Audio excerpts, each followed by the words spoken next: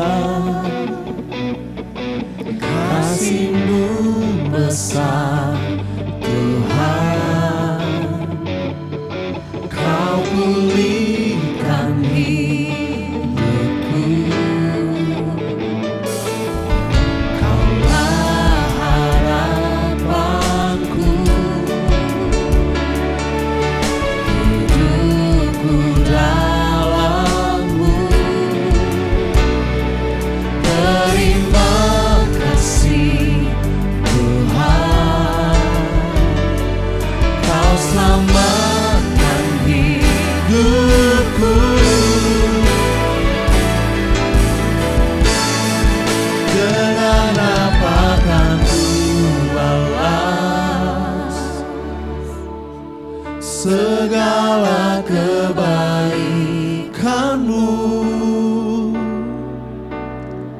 segenap hatiku menyembah-Mu Yesus, ku bersyukur padamu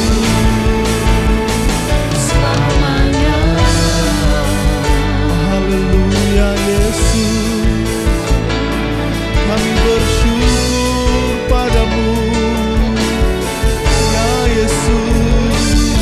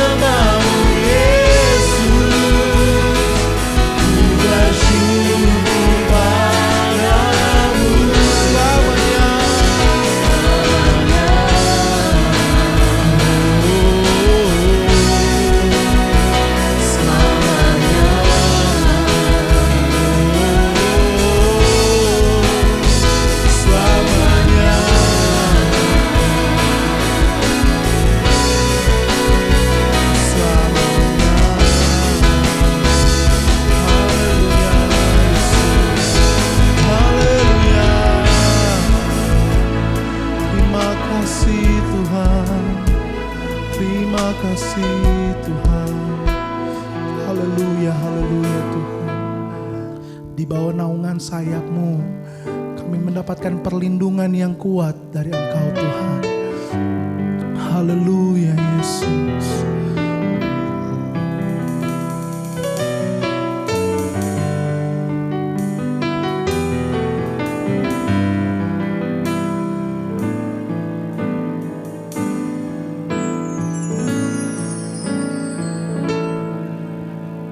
Firman-Mu berkata Kau besertaku, maka kuat roh dan jiwaku.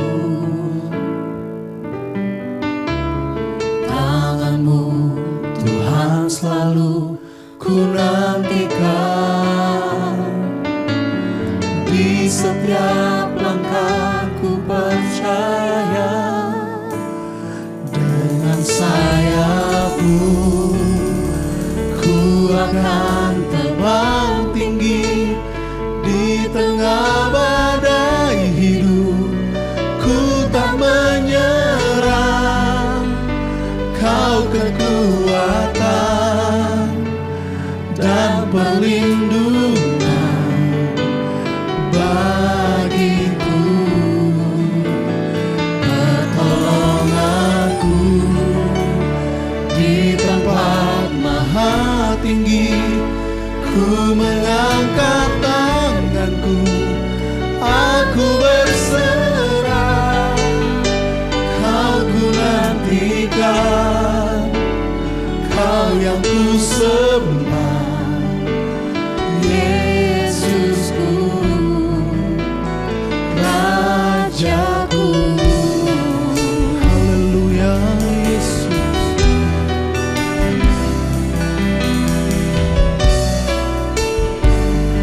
Katakan firman-Mu berkata Kau besertaku. Haleluya.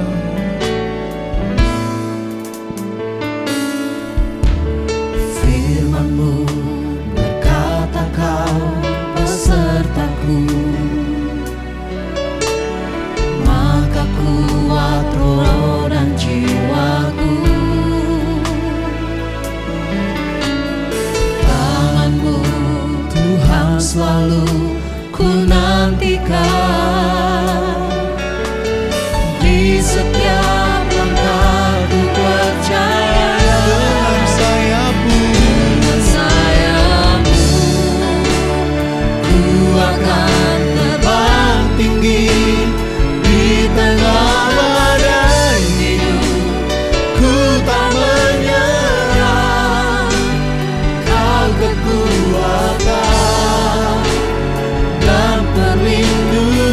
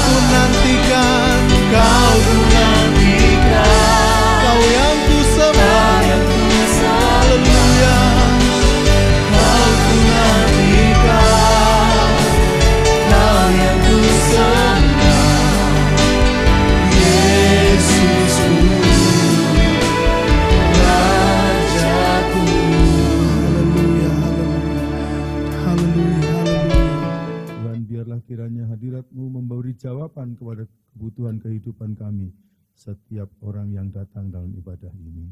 Tuhan, sekarang kami akan bersama-sama datang kepada firman-Mu. Kami tahu bahwa firman-Mu luar biasa, firman-Mu tidak pernah berubah, firman-Mu kekal, firman-Mu dahsyat, firman-Mu berkuasa. Tuhan, berfirmanlah kepada kami, karena kami sekaliannya siap untuk mendengarkannya.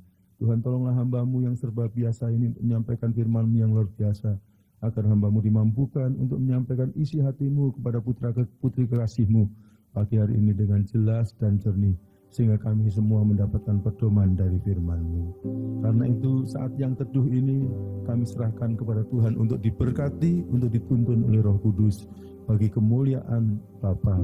Dan dengan bersyukur kami terima berkat Tuhan, firman Tuhan ini. Dalam nama Tuhan Yesus kami berdoa, dan kita semua berkata amin. Lebih persilahkan saudara kembali. Ya, Shalom. Salam sejahtera dalam kasih Tuhan Yesus Kristus. Kita bersyukur pada Tuhan karena pagi hari ini kita telah dibawa oleh Roh Kudus untuk datang menyembah Dia. Terima kasih Bu Kris, Mas Budi dan Pak Dik memberikan kesempatan kepada saya untuk dapat menikmati hadirat Tuhan pagi hari ini sekaligus sampaikan renungan firman Tuhan. Ya, saya menyadari kita masuk di tahun yang baru, tahun 2026. Ini sudah masuk ke hari yang ke-25 ya.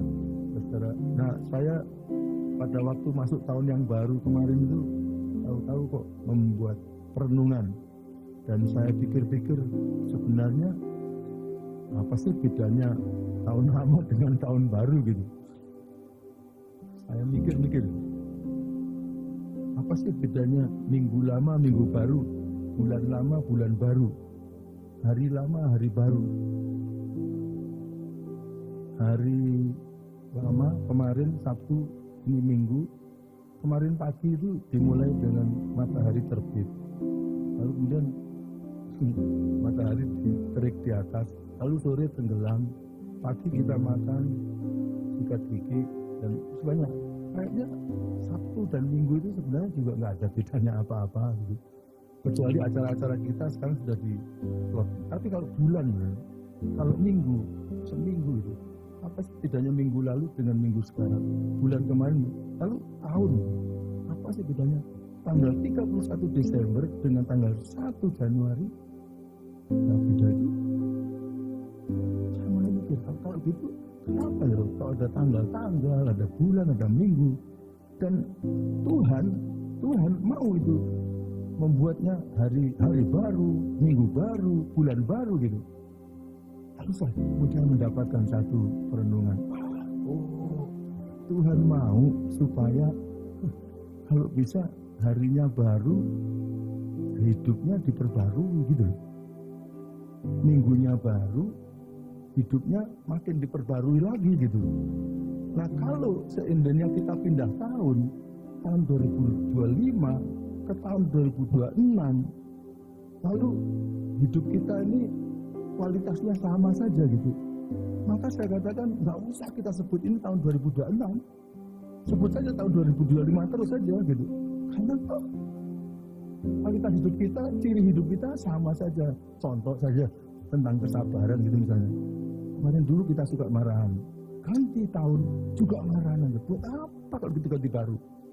Karena Tuhan mau, dan saya mengatakan, oh iya Tuhan mau kita ganti waktu, namanya beda, kalau bisa supaya di hari yang berikutnya, di minggu yang berikutnya, di bulan yang berikutnya itu kita itu lebih baik. Kalau enggak usah ganti, artinya sama saja. Nah, kalau gantinya itu harian, lebih bagus. Kalau satu hari itu kita lebih baik. Lalu kemudian dalam satu minggu kita kumulasikan, kita kumpulkan semua itu, maka dalam minggu berikutnya itu kebaikannya itu luar biasa. Lalu sebulan berikutnya pasti lebih baik lagi, apalagi 1 tahun. Lalu kita akan jadi beda. Tahun 2025 dengan 2025 ternyata kualitas hidup kita lebih baik lagi. Lalu orang lebih senang kepada kita. Itu berkat bagi orang yang hidup di dunia ini. Kalau lebih banyak orang senang kepada kita, hidup kita jadi mudah, hidup kita jadi menyenangkan orang. Moga-moga kita berganti tahun dan kita akan membaharui kehidupan kita. Sampai di dalam kitab Roma itu dikatakan bahwa berubahlah oleh pembaharuan budimu. Kata berubahlah itu dari kata metamorfose. Jadi mestinya ada musim-musim dalam hidup kita itu.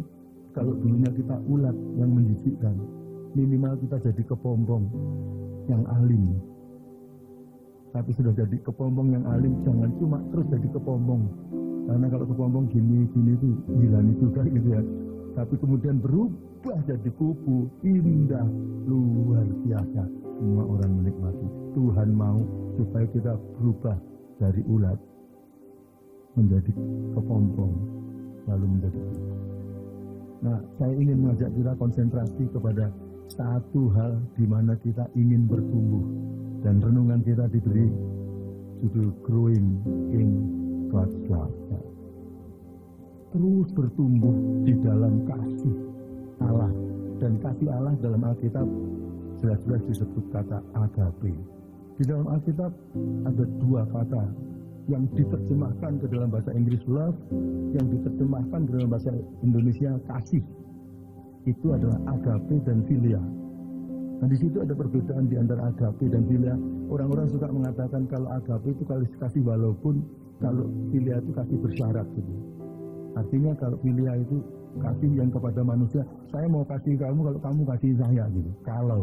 Tapi kalau agape adalah saya mengasihi kamu sekalipun kamu nggak mengasihi saya, dan itu adalah kasih Allah. Nah, kita tahu bahwa kita diminta Tuhan supaya kita bertumbuh di dalam kasih Allah, di dalam karakter Allah, karena itu karakter yang luar biasa penting adalah kasih Allah. Mengapa sih kalau kita harus bertumbuh di dalam kasih Allah ini? Sekurangnya pagi hari ini mungkin kita bisa menyajikan 8 atau 10 alasan. Pagi ini coba kita lihat 3 alasan saja.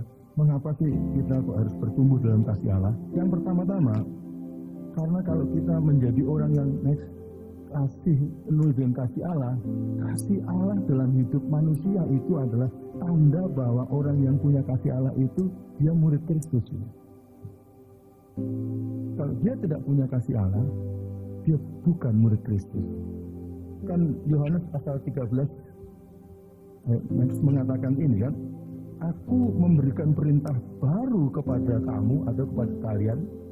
Nah, ini berarti beda dengan perjanjian lama gitu kan. Yaitu supaya kalian saling mengasihi sama seperti aku telah mengasihi kalian. Ini pasti kasih agape ini. Ya, kasih agape. Demikian pula kalian harus saling mengasihi dengan kasih agape dan bukan kasih philia gitu. Dengan demikian berapa banyak saudara? Semua orang akan tahu, dijamin oleh Tuhan, kalau kita adalah murid Tuhan, bahwa kamu adalah murid-muridku, yaitu jikalau kamu saling mengasihi. Bahasa Inggrisnya trademark. Trademarknya orang Kristen itu adalah saling mengasihi. Saling mengasihi. Ini bukan hanya Alkitab saja, ini kenyataan. Saudara sering dengar kesaksian saya bahwa saya berasal dari keluarga besar, saya anak ke-8, ya. Tapi kami dulu semuanya bukan orang Kristen, semuanya bukan pengikut Yesus. Sama sekali tidak ada satupun dalam keluarga besar saya orang yang ikut Yesus. Tapi akhirnya Tuhan selamatkan keluarga saya, mulai dari keponakan saya, lalu keponakan saya dipakai Tuhan membawa adik-adiknya, sepupu-sepupunya, sampai 2 tahun seluruh keponakan saya jadi anak Tuhan. Lalu mereka bersama kesaksian dari orang-orang di kampung saya yang jadi anak Tuhan, lalu menjadi kesaksian bagi kami, lalu kemudian satu demi satu akhirnya kami jadi anak Tuhan. Saya bersaudara. Untuk kami agak lambat, kadang-kadang 3 tahun, 5 tahun baru 1, ya 4 tahun baru 1. Tapi walaupun lambat, Tuhan terus selamatkan sampai kurun waktu 35 tahun, akhirnya kami bersaudara dengan anak ibu, bahkan sebagian paman-paman, bibi juga jadi anak Tuhan. Sehingga saya pernah sampaikan kemarin dulu bahwa baru kami adakan reuni tahun lalu, dan yang kumpul ada 70 sekian jiwa dari 7 cicitnya. Lalu kemudian yang nggak bisa kumpul kira-kira, pokoknya kalau total semua kira 130-an, dan pada waktu dihitung dengan yang sudah meninggal dalam Tuhan akhirnya kira-kira 150-an. dari nol anak Tuhan. Nah pada waktu saya sudah jadi anak Tuhan dulu pada masa remaja, nah, kakak saya jadi anak Tuhan, kakak saya nomor 4 ke atas belum jadi anak Tuhan, ayah ibu saya belum jadi anak Tuhan. Tahu-tahu di dapur waktu kami ngobrol-ngobrol itu, ibu saya ngomong gini, memang kok dari dulu saya amati orang Kristen itu baik-baik, saling mengasihi.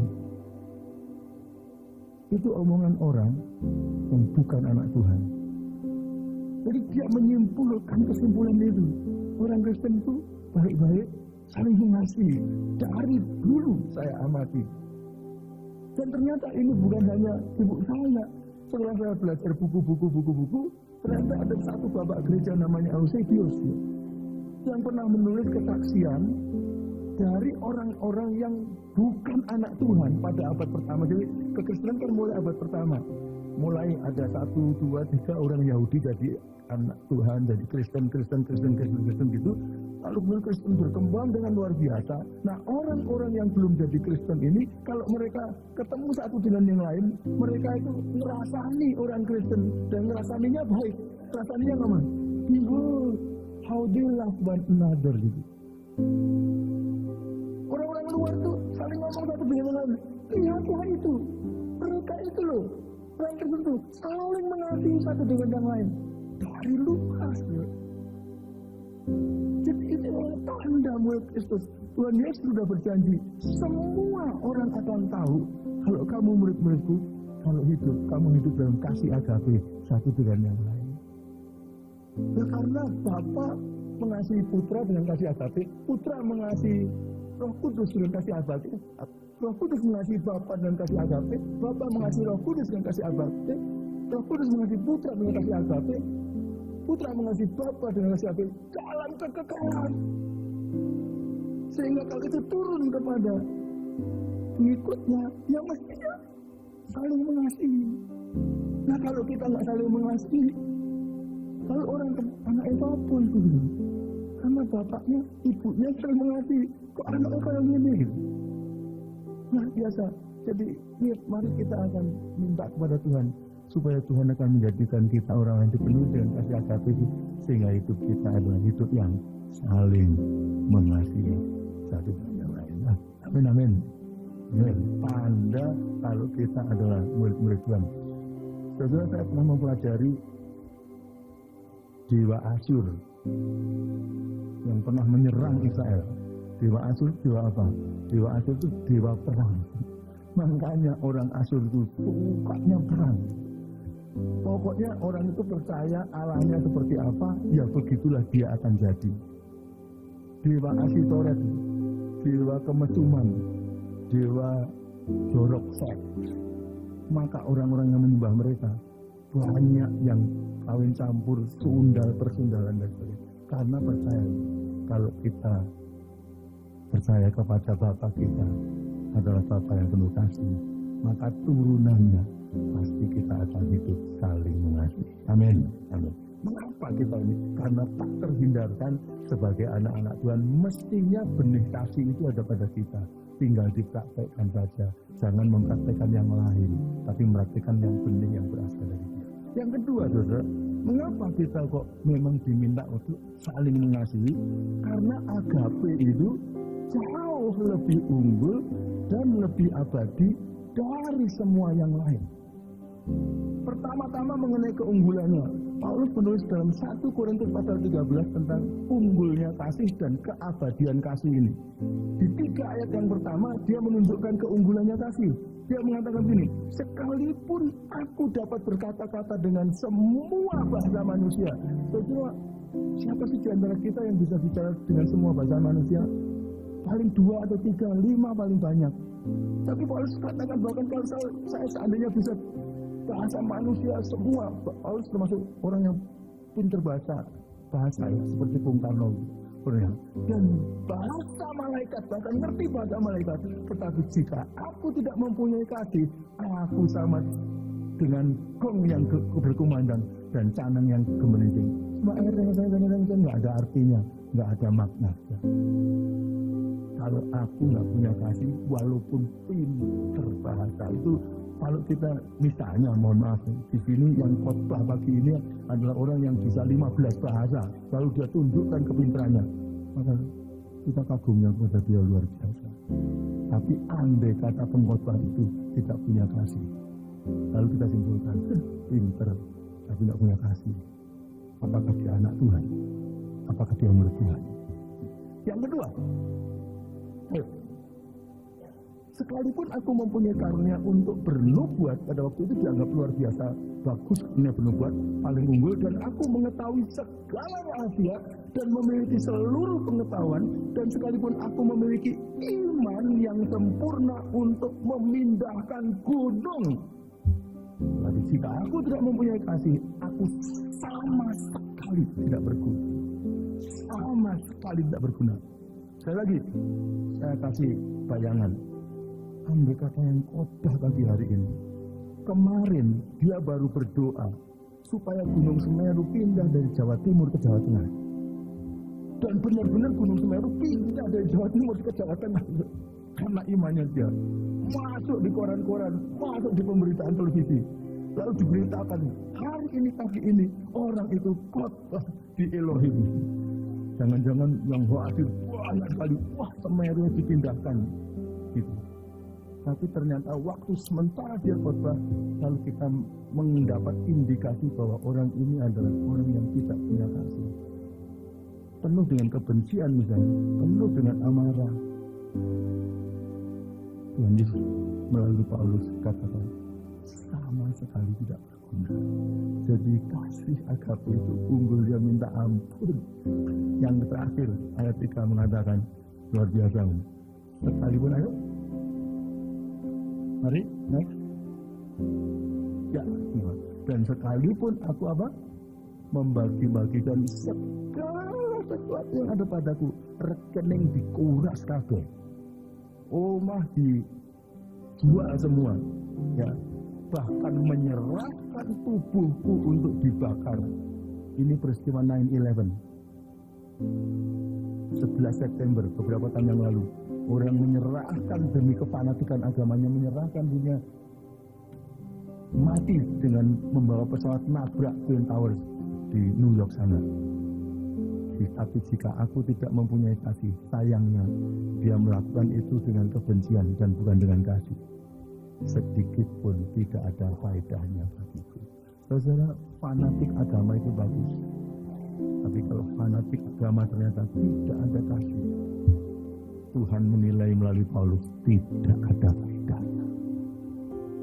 Jadi punya kasih agape ini wajib karena dia unggul. Kalau bisa yang unggul, kenapa yang ecek-ecek? Amin. Tapi juga kasih agape ini adalah kasih yang kekal. Mulai dari ayat yang ke-8 saya kira dia mengatakan kata-kata ini Paulus ya. Dia mengatakan kasih tidak berkesudahan. Ini kasih maksudnya agape tidak berkesudahan. Nubuat akan berakhir. Jadi kita dapat karunia nubuat itu bagus, karunia yang paling hebat di Korintus. Tapi itu akan berakhir. Sedangkan kasih bahasa roh akan berhenti. Pengetahuan akan lenyap. Sebab pengetahuan kita tidak lengkap dan nubuat kita tidak sempurna. Tetapi jika yang sempurna itu tiba, yaitu kasih itu, maka yang tidak sempurna akan lenyap. Ketika aku kanak-kanak, aku berkata-kata seperti kanak-kanak. Aku merasa seperti kanak-kanak, belum bisa mengasihi. Aku berpikir seperti kanak-kanak. Sekarang aku sudah menjadi dewasa dan aku meninggalkan sifat kanak-kanak itu. Saya meninggalkan sifat yang tidak mengasihi, yang egois, yang suka tengkar, yang apa. Saya tinggalkan semua itu. Karena sekarang kita melihat dalam cermin saja suatu gambaran yang samar-samar, tapi nanti kita akan melihat muka dengan Tuhan.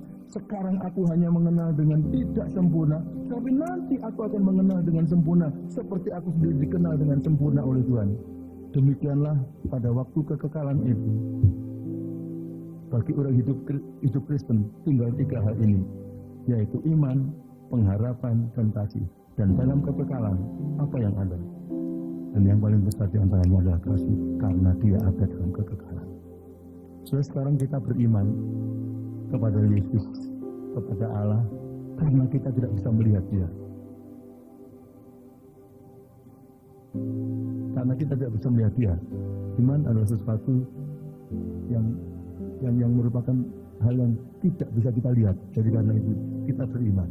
Tapi nanti waktu kita tatap muka dengan Yesus, gak perlu diimani. Yang diimani sudah kelihatan. Pengharapan, berharap bisa ketemu Yesus. Tapi pada waktu kita sudah tatap muka dengan Dia, pengharapan tak ada lagi. Kalau begitu, kalau iman, pengharapan, kasih adalah penting. Pada waktu kita ketemu Yesus, kita ketemu Allah Bapa. Apa yang di sana beroperasi? Satu hal dalam kekekalan.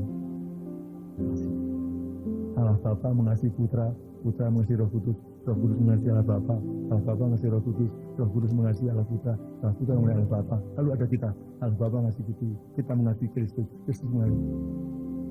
Di surga hanya ada kasih. Sehingga kalau kita nggak lulus kasih, nggak tahu kalau kita cocok untuk menghuni surga. Karena semua orang dalam kekal surga adalah orang yang penuh kasih. Kalau ada orang yang meleleh hidup dalam kasih agape, itu bukan. Jadi kasih itu unggul karena kasih itu agape itu mesti menjadi hidup kita karena dia unggul dari semua yang ada dan dia sifatnya abadi. Nggak usah kita belajar di kekekalan kalau kita sudah belajar sekarang dan kita hanya akan masuk dalam kekekalan seperti Henokh. Ketika hidup di dunia ini, dia sudah hidup dengan kualitas surga, sehingga bahkan kalau perlu, nggak perlu mati, karena langsung sama dengan surga. Kadang-kadang kita pikir, mengasihi dan tidak mengasihi nggak terlalu penting. Tapi saudara, pada waktu Tuhan menegur kepada jemaat-jemaatnya, ada satu jemaat yang dulunya saling mengasihi luar biasa, itu adalah jemaat Efesus. Tapi ketika mereka berubah, lama-lama menjadi kurang mengasihi. Kalau kita lihat dalam kitab Efesus, surat yang pertama ditulis Paulus kepada jemaat Efesus, kelihatan sekali jemaat itu penuh dengan kasih. Hidup penuh dengan kasih luar biasa. Sampai ada doa tentang kasih yang ada dalam surat itu. Surat berisi doa kasih karena mereka hidup saling mengasihi. Dan Paulus mau supaya mereka lebih lagi masuk dalam kasih. Tapi kemudian waktu kita baca surat Paulus yang berikutnya yang ditujukan kepada gembalanya di Efesus yaitu Timotius, kita mulai melihat di sana ada pengorganisasian yang harus diatur. Maksudnya apa? Sudah tidak bisa diatur dengan sistem kekeluargaan, harus pakai manajemen pabrik kalau perlu. Dan terus menerus kemudian pada tahun 80 atau 90 Tuhan menegur jemaat Efesus. Karena apa? Sama sekali nggak ada kasih. Saya akan membaca bagi saudara. Resikonya kalau jemaat Tuhan kehilangan kasih seperti apa. Dalam Wahyu pasal 2 ayat 1 dan seterusnya dikatakan begini. Tuliskanlah kepada malaikat jemaat, artinya gembala di Efesus. Inilah firman dari Dia yang memegang ketujuh bintang itu di tangan kanannya. Maksudnya dia punya kuasa luar biasa terhadap gereja dan berjalan di antara ketujuh kaki Dia. Artinya Tuhan Yesus memeriksa gerejanya kapan saja. Lalu di Efesus dia diketahui oleh Tuhan ini. Yang diketahui oleh Tuhan. Aku tahu. Apa yang diketahui? Aku tahu segala pekerjaanmu. Karena Yesus selalu ada di gerejanya dan memeriksa gerejanya. Ya. Baik jerih payahmu maupun ketekunanmu. Jemaat Efesus itu punya jerih payah dan ketekunan yang luar biasa. Sebenarnya kalau mereka Natalan bulan Desember persiapannya sudah sejak Januari. Luar biasa pelayanannya hebat, penuh dengan aktivitas yang luar biasa. Aku tahu bahwa engkau tidak dapat sabar terhadap orang-orang jahat, bahwa engkau telah mencobai mereka yang menyebut dirinya rasul, tapi sebenarnya mereka tidak demikian. Bahwa engkau telah mendapati mereka pendusta, orang-orang yang pembohong-pembohong diserang luar biasa, rasul-rasul palsu diserang. Jemaat Efesus itu luar biasa hebatnya, rajinnya, fanatiknya luar biasa. Dan engkau tetap sabar dan menderita oleh karena namaku, dan engkau tidak mengenal pelayanannya. Habis-habisan kaki jadi kepala jadi kaki. Saya suka dengan jemaat ini kalau bisa. Luar biasa menariknya. Namun demikian, aku mencela engkau. Waktu Yesus jalan di atas kaki, di antara kaki. Waktu Yesus memeriksa Yesus, aku mencela engkau. Apa?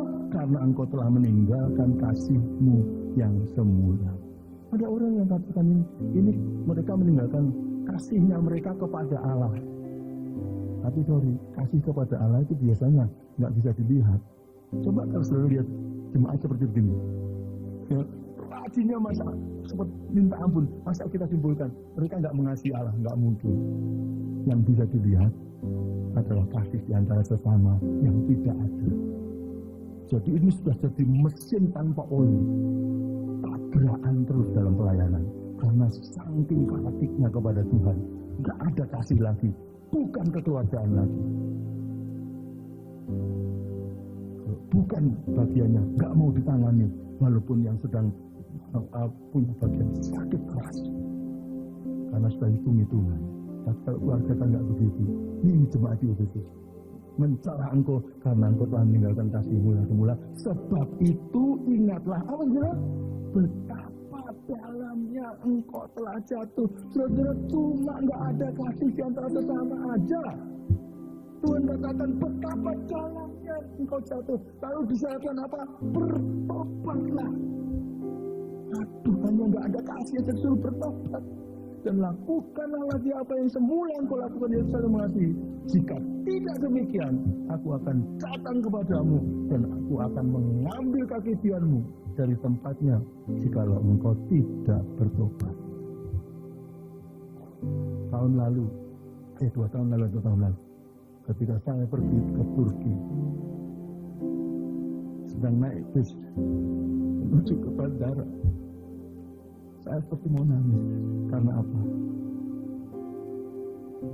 Fondasinya bangunan gereja, tapi mulai tengah sampai atasnya sudah bukan gereja lagi,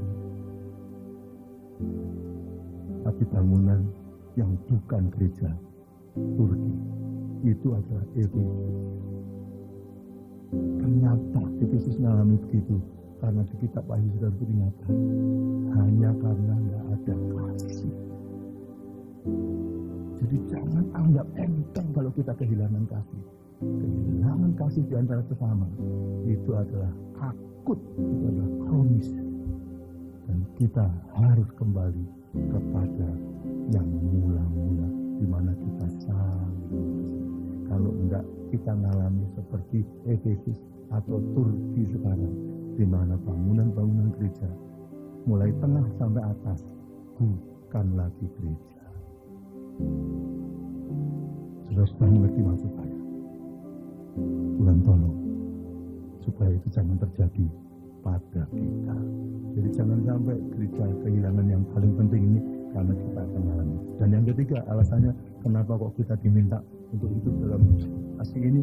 Maka kalau kita hidup dalam kasih agape, kita semakin menyerupai kepenuhan Kristus.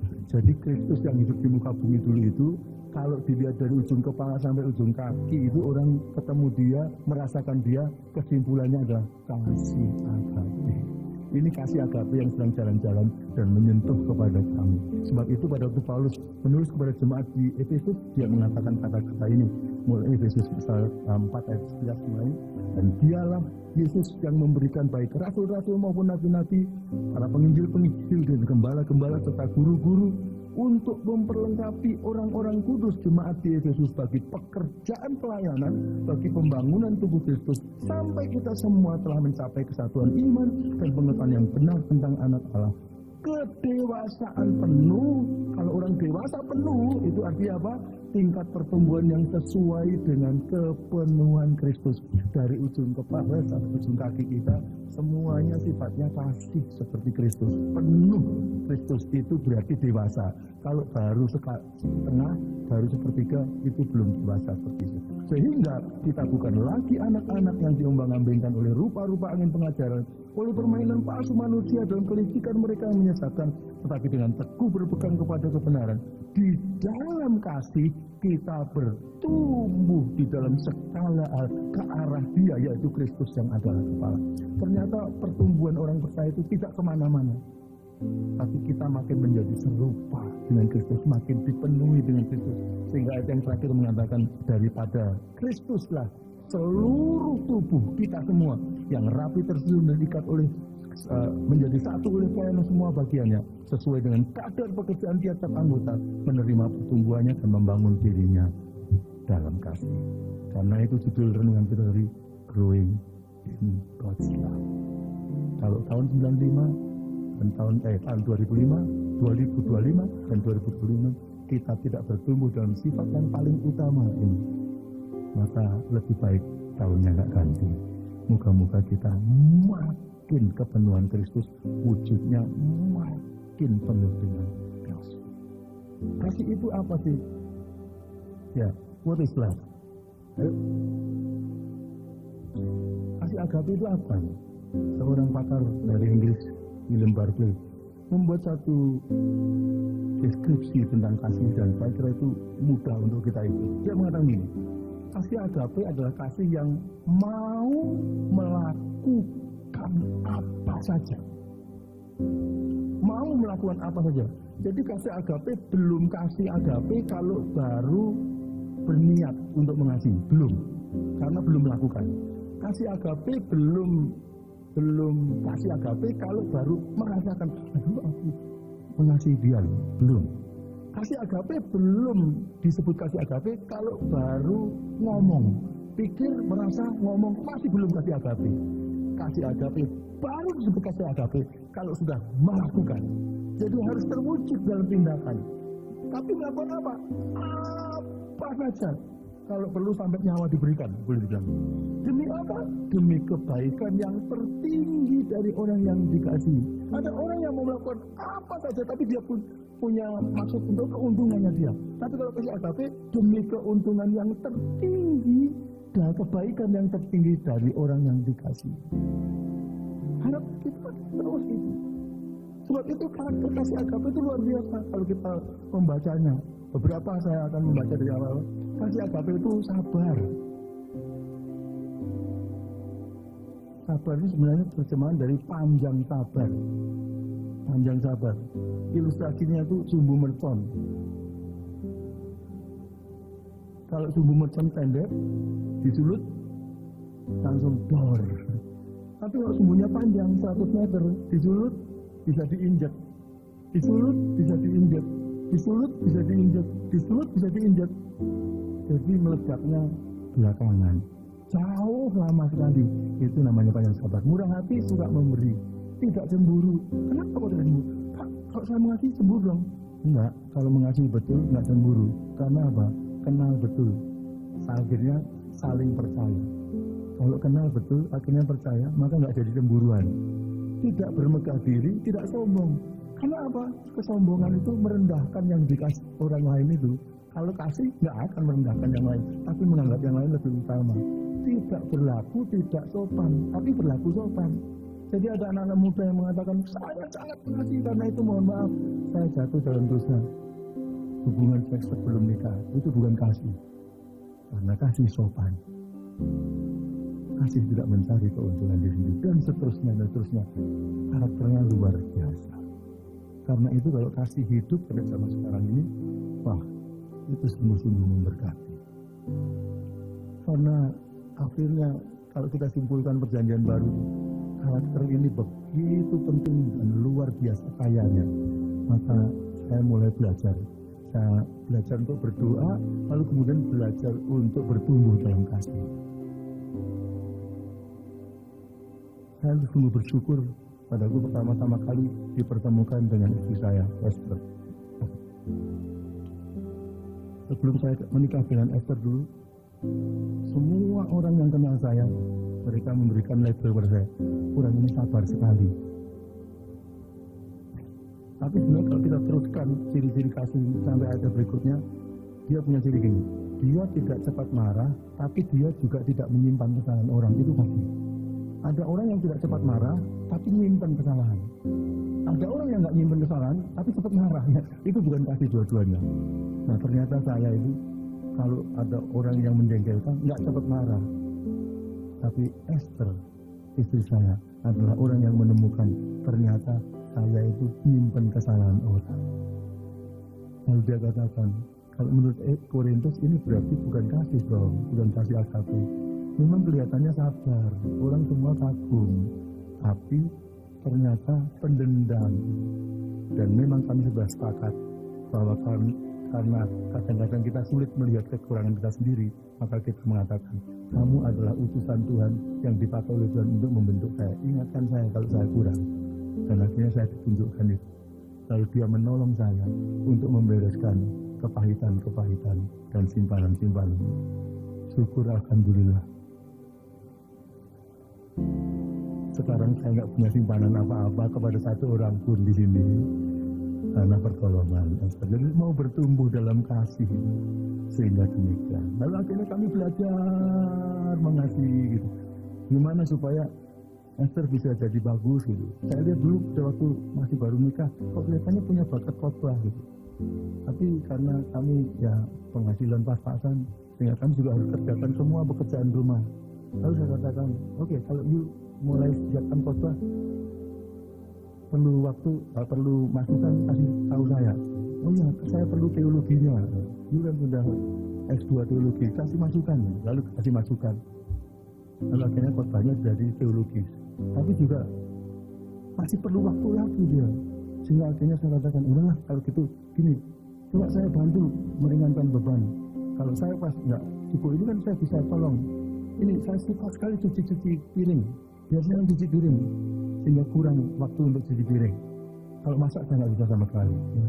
Cuma rebus air di sana. Ya. Jadi jangan dikasih pekerjaan masak. Lalu kemudian cuci baju saya belajar gitu. Lalu gitu, sehingga dia punya waktu untuk mempersiapkan diri. Lalu akhirnya khotbahnya jadi lebih bagus.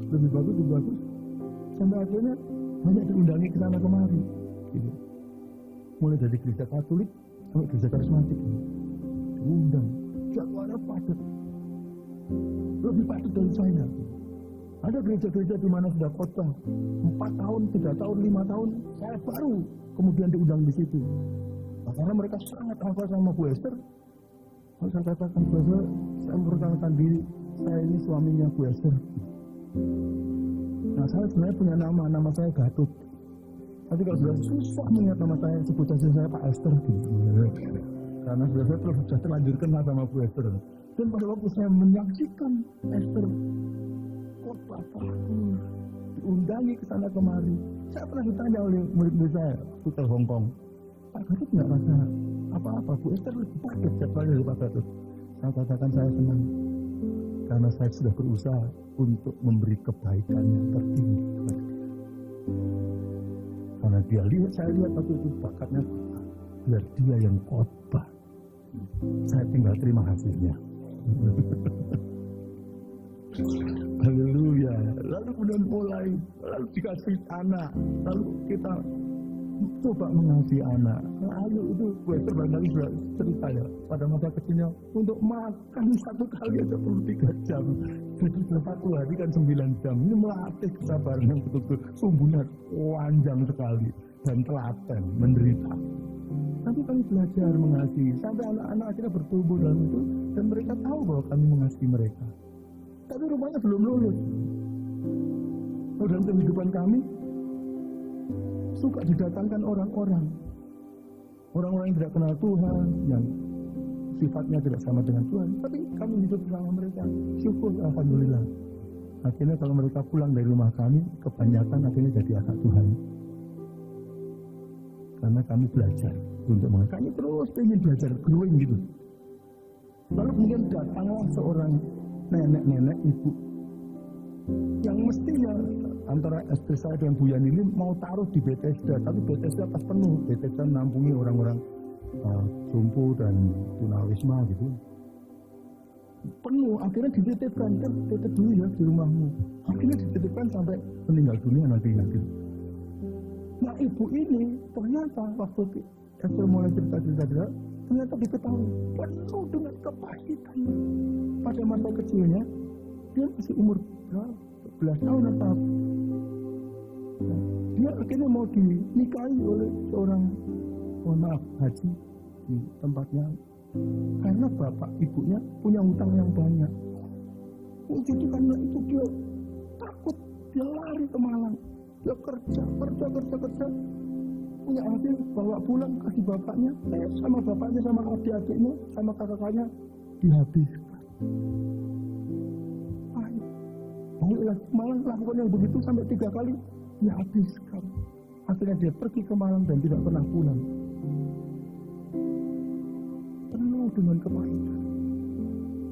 Hidup dengan kami. Kata-katanya tajam ke atas, ke bawah, ke timur, ke selatan. Bu Esther itu warak dengan kata-kata. Gitu. Kadang-kadang kami kaget, kok ngomong gini, kok ngomong.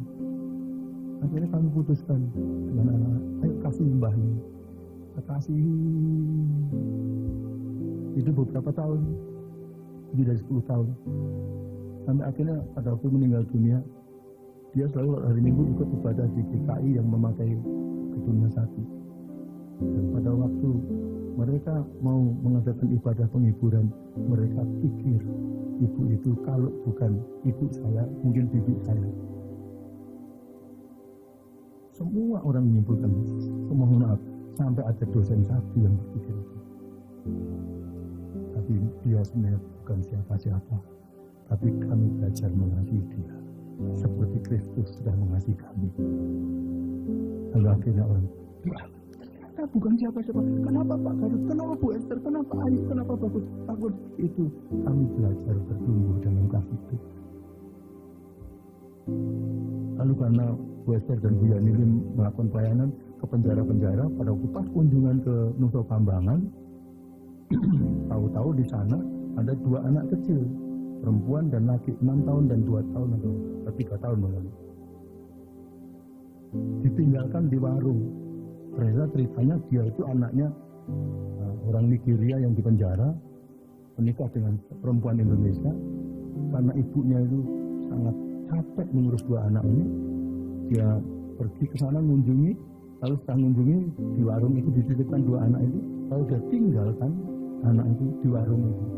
Sehingga akhirnya otoritas Nusa Kambangan bingung, ini gimana anaknya? Pas Bu Yani dan Esther ada di sana. Ya sudah, akhirnya dititipkan, ya sudah, titipkan, bawa ke Malang ke Bethesda.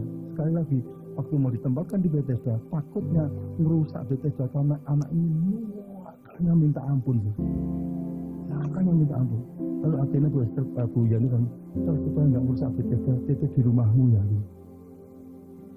Titip di rumah kami, 2 anak perempuan dan laki.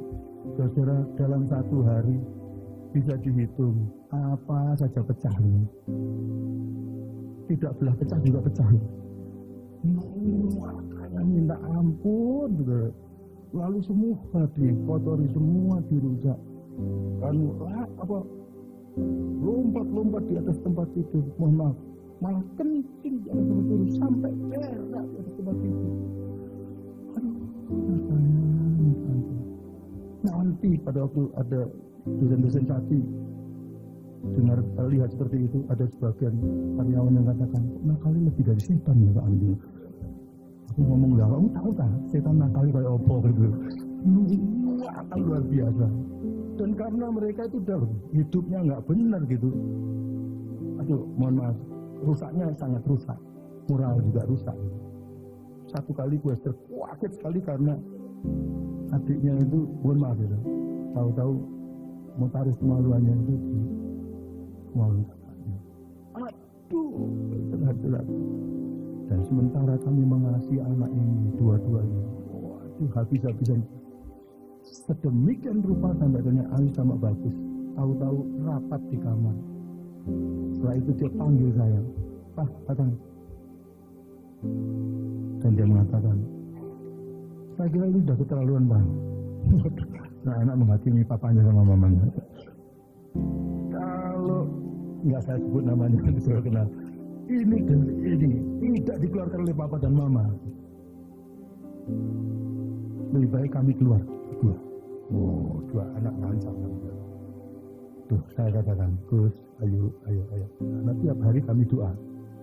Ini, papa tak mau. Ini, lalu saya ceritakan. Anak-anak ini dari kecil tidak pernah mendapatkan kasih seperti kalian mendapatkan kasih. Itu sebabnya seperti ini. Papa minta maaf kalau ini enak. Tapi bisa nggak Papa, Mama minta, ayo kita sama-sama mengasihi.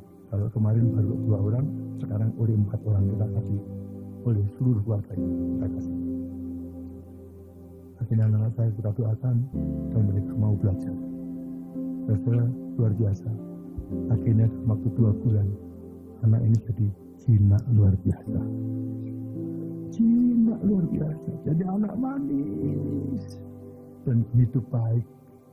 Sampai beberapa dosen juga luar biasa terjadi perubahan karena kasih.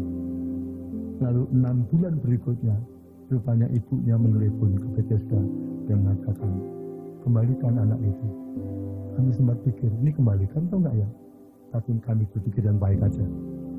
Dia sudah berubah, biar mereka sudah berubah, biar mereka akan jadi berkat buat mamanya. Moga-moga Tuhan tidak kirim setan ke keluarga saudara. Tapi kalau itu terjadi, Tuhan mau supaya kita belajar seperti Tuhan mengasihi kita tanpa syarat. Lalu kita akan bertumbuh dalam kasih. Yuk kita sambut firman Tuhan sambil berdiri. Kita akan nyanyi kasih itu lelah. Kasih itu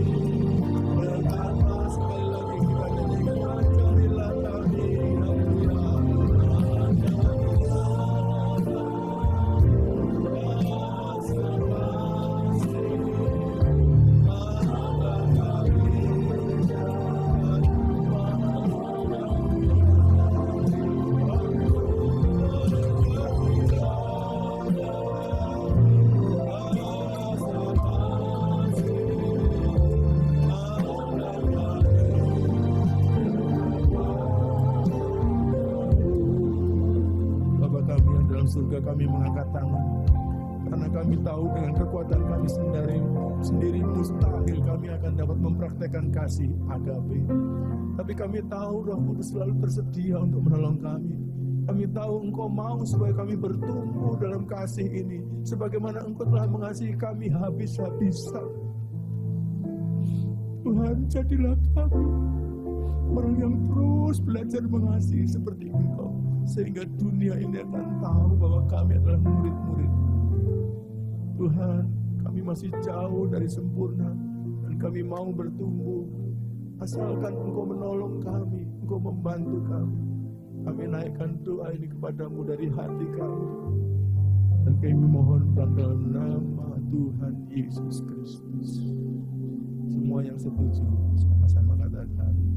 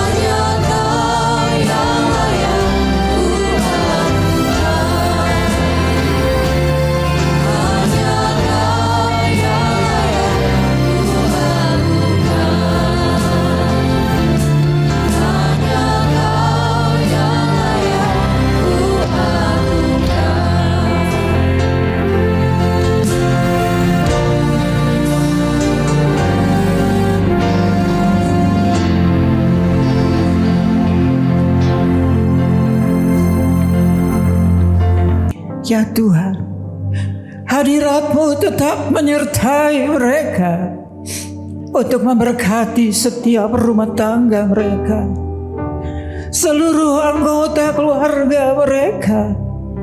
Berkatilah usaha dan mata pencaharian umat-Mu. Berkatilah roti dan air mereka.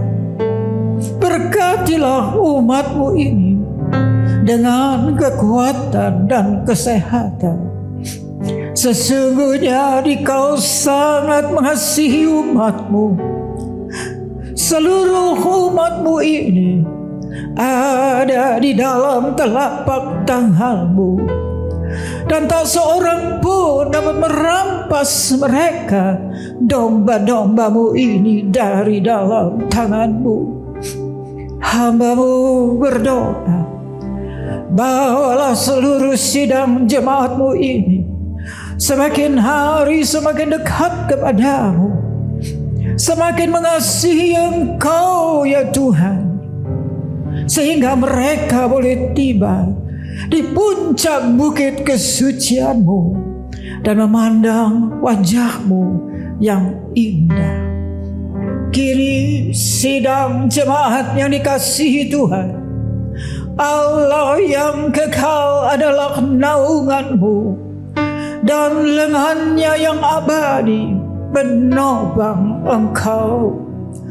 Tuhan memberkati Engkau dan melindungi Engkau. Tuhan menyinari Engkau dengan wajah-Nya, serta memberikan Engkau kasih karunia. Tuhan menghadapkan wajah-Nya kepadamu dan memberikan engkau damai sejahtera di dalam berkat nama Tuhan Yesus Kristus. Amin.